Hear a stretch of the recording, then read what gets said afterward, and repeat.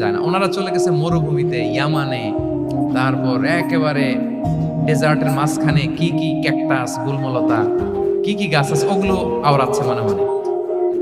ভাবতেছে যে খেজুর গাছের কথা তো রাসূল সাল্লাল্লাহু আলাইহি ওয়াসাল্লাম আমাদের জিজ্ঞেস করার কথা না, এ তো আমাদের গাছ, বাড়ির পাশের গাছ। তো কেউই আর বলতে পারে নাই। এরপর রাসূল সাল্লাল্লাহু আলাইহি ওয়াসাল্লাম যখন দেখলেন সবাই অপারগ, রাসূল সাল্লাল্লাহু আলাইহি ওয়াসাল্লাম বললেন, ইন্নাহা আন-নাখলা, এটা হচ্ছে খেজুর গাছ, ডেট প্লান্ট।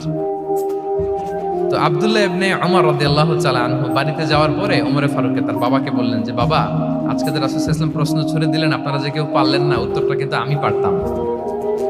তো ওমরে ফারুক বললেন, বলো কি তুমি পারতা? তো বললা না কেন? তুমি আজকে উত্তর দিতে পারলে তো রাসূলের সামনে আমার বুকটা এত বড় হয়ে যেত। মানে লাল উট পেলে আরবরা যেই খুশি, আমি এর চেয়ে বেশি খুশি হতাম।